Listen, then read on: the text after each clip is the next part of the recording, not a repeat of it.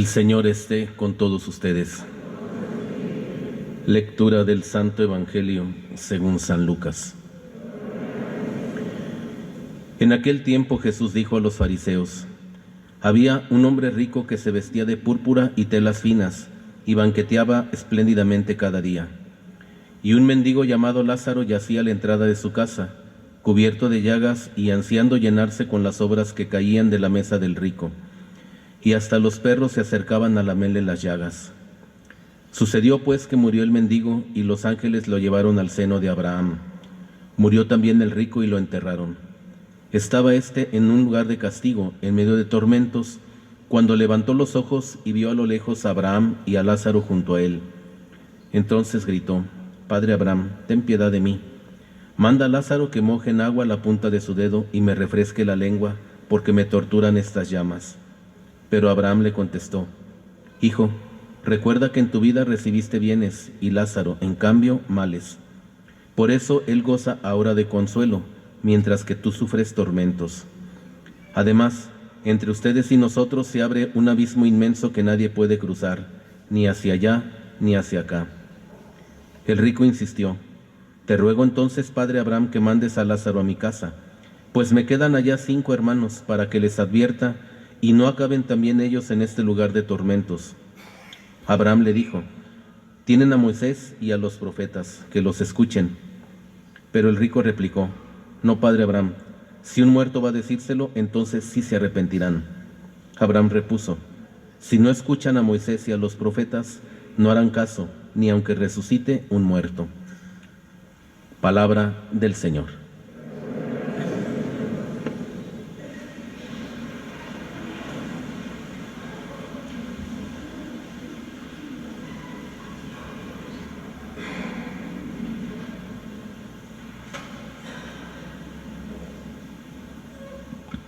La parábola que escuchamos en el Evangelio tiene mucha riqueza de contenido, pero a mí me llama la atención el diálogo último entre aquel condenado y Abraham. El condenado tiene una mentalidad y dice: para que mis hermanos se salven, para que la gente se salve, que vean un muerto, que se les aparezca un muerto, que vean resucitar a un muerto, entonces la gente, mis hermanos, todo mundo se va a convertir a Dios. Van a cambiar su vida, se van a portar bien. Fíjense la mentalidad de aquel hombre que, les digo, es una imagen que Jesucristo está presentando, pero que tiene mucho contenido para nosotros. Y por otro lado está Abraham. Abraham responde: no. Para convertirse basta con escuchar a Moisés y a los profetas. Es como un choque de mentalidades. Y como siempre, Abraham, que representa Dios, tiene razón. Un hombre que ha recibido muchísimas bendiciones en su vida y que no las agradece. Las vive y las aprovecha de una manera totalmente egoísta. Un hombre que cierra los ojos a la realidad del pobre que está en su puerta. Fíjense ustedes, no lo trata mal, no lo juzga, simplemente lo ignora. Y la indiferencia ante el dolor ajeno es una manera refinada de egoísmo. Un hombre que, aún estando condenado, no se digna hablar con el pobre que estuvo tirado durante mucho tiempo a las puertas de su casa. La parábola que cuenta Jesucristo dice que aquel condenado habla directamente con Abraham. Me lo imagino así: yo soy jefe y yo voy a hablar con el jefe. Yo no voy a hablar con el empleado. Entonces, yo que soy jefe tengo que hablar con Abraham: a ver, manda a Lázaro para que me traiga agua. No se digna rebajarse a hablar con aquel hombre. Y lo último, le quiere enseñar a Abraham cómo hacer las cosas. Es que tú no sabes cómo convertir a las gentes. Yo sí sé. Por eso Abraham le responde, es que mira, si desperdiciaste las bendiciones que Dios te dio, si cerraste los ojos a la realidad, si pretendes enseñarle a Dios cómo hacer las cosas, si aún estando condenado no le hablas al que consideras inferior a ti, ¿cómo quieres salvarte? Ni aunque un muerto resucite, ni aunque un muerto se te aparezca, te vas a salvar. Es una mentalidad profundamente negativa, egoísta, de pecado, la de aquel hombre. Y fíjense cómo Abraham representa la mentalidad de Dios.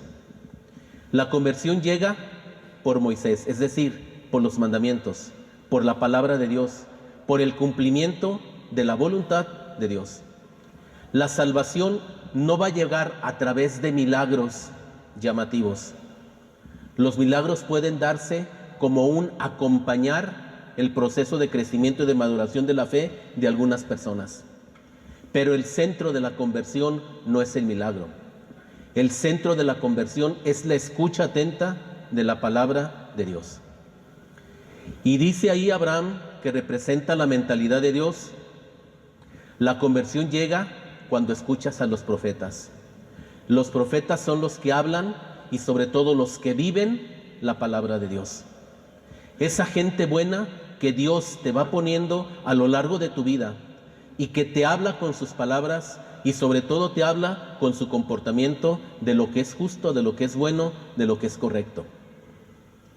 Si tú aprendes entonces a escuchar la palabra y a ver a la gente buena que sí existe en este mundo, es entonces como tienes una probabilidad de encuentro con Dios y de conversión. De otro modo, estás perdiendo el tiempo. De otro modo, estás labrando tu propia ruina. Es lo que sucede. Y por eso yo creo que el Evangelio es como un presentarte. ¿Tú en dónde te identificas o con quién te reflejas?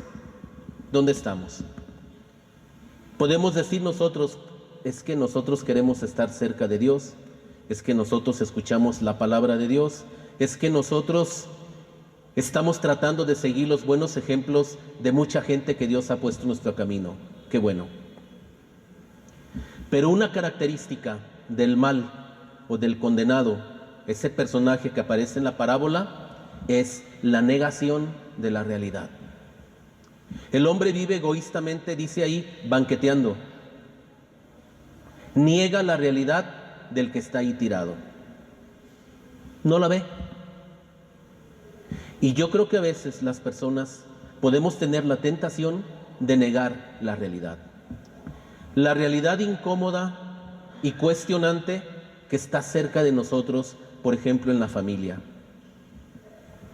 Yo puedo tener un familiar muy cercano a mí, enfermo, y lo puedo estar tratando ya con impaciencia o con indiferencia. Impaciencia, ya me cansó, ya me hartó, ya me fastidió que me esté hablando, que me esté pidiendo, que esté sordo, que ya está grande y que ya tiene sus ideas y que está necio. Ya me cansó. Y como ya me cansó, ya no le hago caso.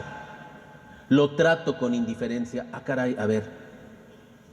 Tú estabas diciendo, es que yo trato de seguir el ejemplo de las personas que se acercan a Dios y yo escucho la palabra de Dios. Espérame. Fíjate en la realidad concreta. Esa realidad incómoda que tienes ahí junto a ti. Porque esa realidad incómoda es una llamada de Dios para que sigas dando lo mejor de ti mismo. Una cosa es que yo con humildad reconozca, a veces me canso, a veces me impaciento, a veces me fastidio, que es válido decirlo y experimentarlo, a simple y sencillamente dejarme llevar por el cansancio y por el fastidio de estar atendiendo a la persona mayor que está ahí en mi casa y que me necesita. A veces esa indiferencia para compartir el tiempo. Podemos ser capaces de compartir cosas, pero a veces es difícil compartir tiempo. Y la realidad es que las personas necesitamos tiempo, tiempo para amar, tiempo para escuchar, tiempo para ser escuchados. Y tal vez ahí haya una oportunidad de crecimiento y de maduración en mi fe. Por eso les decía, dos mentalidades, donde la mentalidad del condenado es, además de egoísta, además de abusar de la bendición de Dios, es negación de la realidad. Mientras que la mentalidad de Dios es, escucha la palabra, vívela, hazle caso a los que están cerca de ti y abre los ojos a la realidad. No vaya a ser que te estés engañando, pensando, ahí la llevo, voy bien, más o menos bien. Siempre es importante que el cristiano se valore y descubra el bien que realiza, porque eso lo anima, lo impulsa, y que también reconozca con humildad donde necesita seguir creciendo y madurando. Esta parábola entonces tal vez va en ese sentido. Es un reto, es una invitación nuevamente a la conversión, y que veamos que el problema a veces está en lo que pensamos. La manera como enfocamos la realidad es la manera como nos comportamos frente a la realidad. Si yo niego esa realidad, así me voy a comportar y se va a desarrollar en mí el mal y el egoísmo, el abuso. Si yo desarrollo la mentalidad de la escucha atenta y la práctica de la fe, entonces mi comportamiento también va a ser radicalmente distinto. La palabra de Dios entonces nos está invitando en este sentido. Dios quiera que esto nos pueda servir.